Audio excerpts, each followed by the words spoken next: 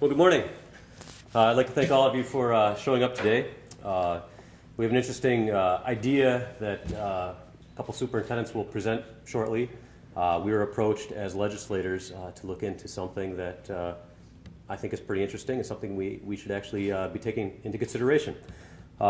We send our children to school to develop the skills, knowledge, and values that they all need to become responsible, contributing members of our communities. All of us pray that our children will grow up to have strong families and succeed in the real world. One of my primary goals as a lawmaker is to ensure that every child in Wisconsin has the opportunity to succeed, whether that be in a public school setting, parochial school setting, choice school setting, what have you. But I feel that the days of traditional cookie-cutter style education are over. The 8:30 to 3:30 school day are over. I would like to thank our public school superintendents, especially Mr. Ted Knightsky and Dr. Mary Pfeiffer from NENA, for thinking outside of the box and bringing this to our attention. As you'll hear momentarily, state agencies and lawmakers must be willing to allow schools the flexibility to morph with the technologies and societal demands placed on our educational institutions today. At the same time, we must encourage our low-performing schools to provide results. In the end, it is paramount that we continue to give our kids every tool necessary to thrive in today's society. And without further ado, I'd like to introduce Mr. Ted Knightsky and Dr. Pfeiffer. Thank you.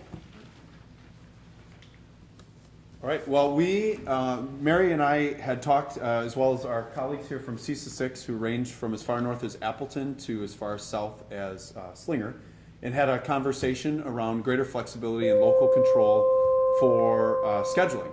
In the state of Wisconsin, by statute, we have to start on or after September 1st, and then we have a set amount of hours that students have to adhere to. As a result, we have complexity in scheduling, and we don't have local flexibility to really meet the needs of our parents, their children, and our staffs and schools. We were looking for greater flexibility. We approached DPI. Mary had done that as well. And at a CISA 6 meeting, at our legislative breakfast, we had presented the thought of trying to get greater local flexibility on our schedules, and it took off from there. And Representative Kremer is helping us. He's got a bill drafted, and we're looking forward to the ability to reduce local constraints so that we can have greater flexibility around innovative practices and the needs that we have at the local level. And my name is Mary Pfeiffer, as you know, and I think just not to repeat anyone, this is all about student learning. It's all about ways that recognize some students learn faster than others, while other students may need additional time. Additionally, it recognizes and supports learning via technology. In the current state legislation, technology is not recognized if it's used from home or even at school. It's the direct instruction piece that is really establishing limitations. So I would like to thank Representative Kremer for taking this on, supporting our students, not only in public schools, but throughout the state in whatever they choose, whatever venue they choose to be educated. Mm-hmm. And one of the pieces we've worked with the Department of Public Instruction on, like Mary had indicated, is just the ability to begin to recognize current practices. In an outcomes-based education world where we are focusing so hard on getting children career and college ready, having to make them sit in their seats for X amount of time is it's antiquated, and we really want to be able to move the state of Wisconsin education pieces forward with our colleagues. So if you guys have anything you want to add? Or? We're very supportive of your efforts, and we thank you for pushing them forward. We do want to be able to have some of that flexibility, certainly as we look at the varying needs of our students and their desires, more of them wanting to have the opportunity to get out into work or to get out into some other types of job shadows or mentorships. We need those continued flexibilities. If a child can go and do a job shadow from 2 to 4, but then can come back from 4 to 5 or 4 to 6 and utilize technology to continue their education for the courses that they might have missed, we want to provide that flexibility for them. And so we appreciate Dr. Pfeiffer and Mr. Knightsky's efforts to bring that flexibility to our students. It is all about student learning. Entertain any questions, I think, that you might have. It's time for us to go. Thank you. Representative Kremer, what's the status of the bill now? It's been drafted, and Does it have a committee it's headed to, or where are you looking for sponsors? We haven't gone to that point yet. This is basically about talking about the idea today. I wanted the superintendents to be able to present that idea to the public and tell them exactly what they're looking for and exactly what they're asking the legislature to do. There is a bill draft that is out there that we have worked on already. Actually, Representative Rohrcast from the Fox Valley area had it drafted initially. And we're going to take on the lead role on that. He's going to also be a partner on the bill. We're just taking the lead on it. We're working with some other ideas that we can, so that we can actually get this bill to move forward in the legislature. It's a working draft right now. I don't anticipate, we've got a couple weeks left in the legislature. I don't anticipate it getting done this year, but it will be something that we will have ready to roll out right away next year. So. Well, when you say there's flexibility, are there any parameters to that flexibility, or? There are some ideas that we've been talking about right now. I've been meeting with Superintendent Kneitzke on a regular basis, and actually Dr. and I have been emailing back and forth also. Some of the ideas are that perhaps in order to get this to move forward in the legislature, instead of making it a statewide program initially, perhaps giving it a pilot program. And one of the ideas was the CESA 6 schools are the ones that requested this. Maybe we allow the CESA 6 schools to take advantage of it for a couple years and see how it works out. At the same time, there is concern from some legislators, including myself, as how can this be abused? I mean, if we have outstanding schools that are doing an excellent job educating our kids, they should definitely be able to take advantage of this tool. But if we have schools that are still failing and have a real problem getting the kids educated, then we don't want to necessarily be cutting out mandatory hours in schools. But this could be a carrot to hopefully get them to improve and be able to take advantage of this type of idea. So you mentioned you have a bill draft, but by next year it could look quite different, considering the feedback that you get. Right. Once again, it's a draft in progress. We've been meeting together. Senator Strobel actually is another one that's been meeting with us and discussing ways that we can make this bill work and hopefully have a real draft, a final draft ready to go by early next year. I think one of the things that's important too to talk about is that You're going to talk? Okay. Go close to the mic. Thank you. Sorry. I think one of the things that's important for us to discuss and recognize from the start is what it's not. It's not about reducing minutes of instruction so we can cut spending. It's not about reducing minutes of instruction so we can offer less programs.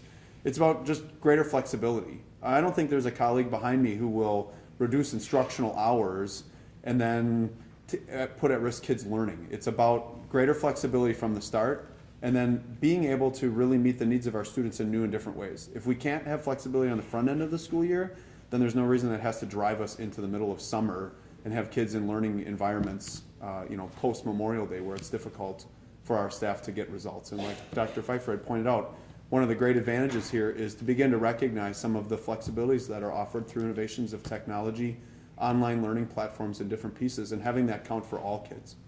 So would this legislation have any effect on who can instruct?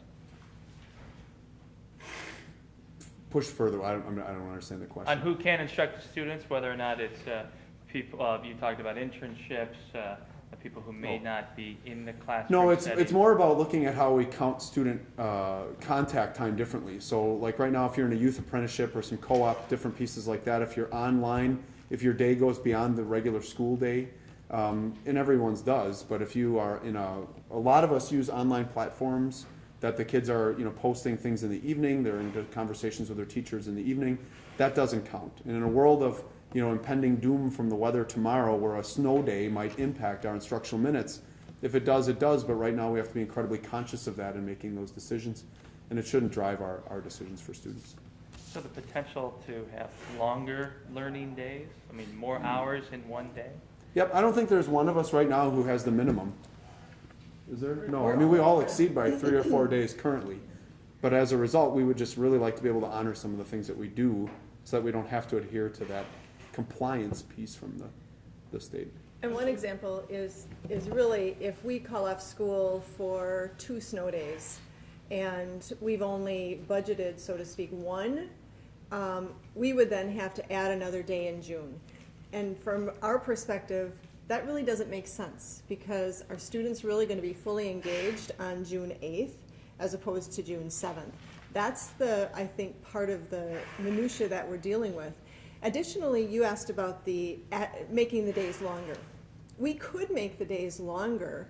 In fact, under the state rule, if we had our students go to school 12 hours a day, don't get too upset there, but if we had them go to 12 hours a day, I think we'd have only 100 days of school.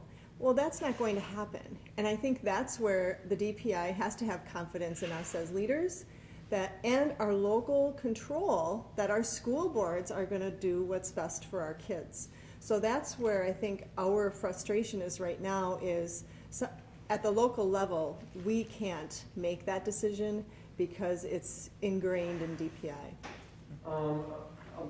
It was mentioned, Representative Kremer mentioned the front end. I know that there's a September 1 start date that's been pretty solid for at least a decade. I know that there's legislation out there that would allow schools that have a certain number of students taking advanced placement courses to start before September 1st. What's the status of this legislation at this point? I'm not sure the legislation, and maybe Jesse, you know, but I'll add one thing to that. I think one thing that we have to consider in public schools is right now we are competing with private schools who have all the flexibility they want.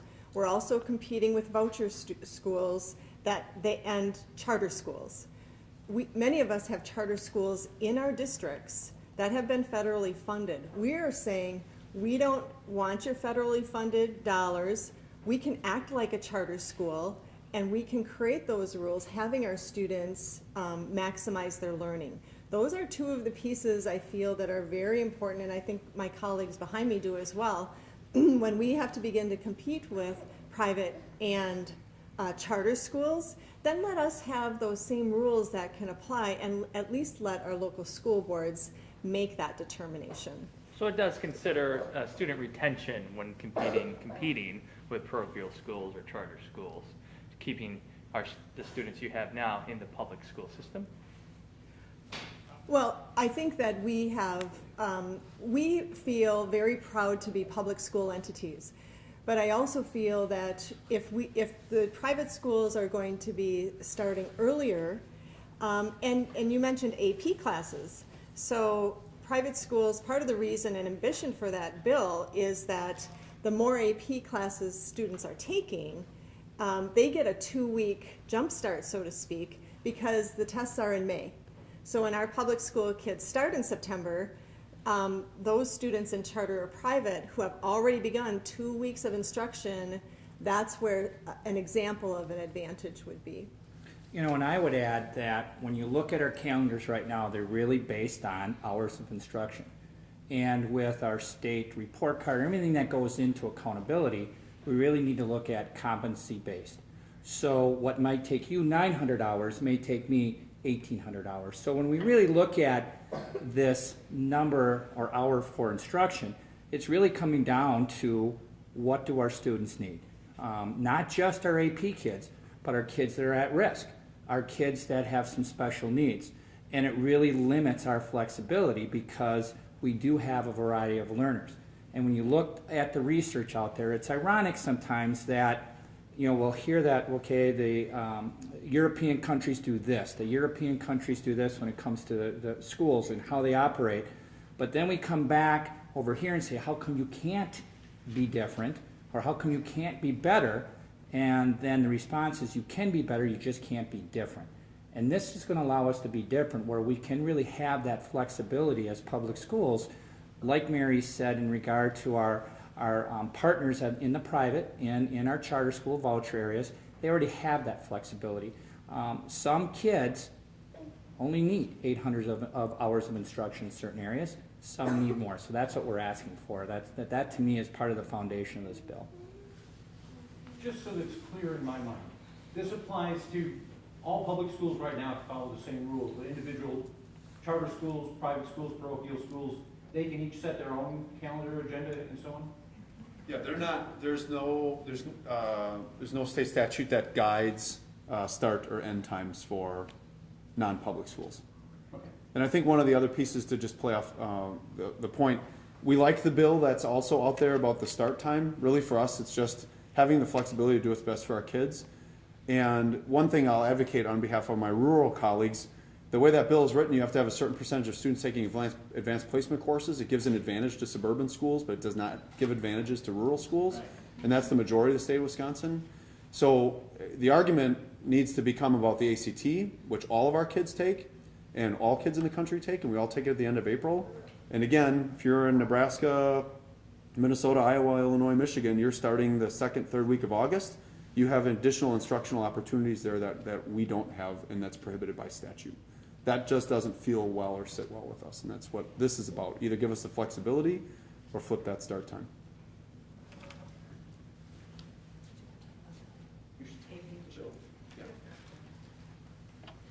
Just getting back to your question real quickly on the status of that bill with the school start time and the advanced placement. That's a Representative Ott bill. I did sign on to that. I'm not on the education committee. I do know that it had a hearing. I'm not sure that it had an exec yet, so I would have to do some research on that. We did actually try, when I was talking with the superintendents early on in the budget process, we tried to get rid of that in the budget. I had a budget motion, and I don't think I'm the only one, that tried to get rid of that start date. But there are groups out there that adamantly oppose that, and it did not happen. So we're obviously trying to make it happen. I think Representative Ott's trying to at least move in that direction. But if we're not going to allow this as a state, then at least look at what the superintendents are presenting here, where we allow them some more flexibility with the actual start time, or the actual hours in the day.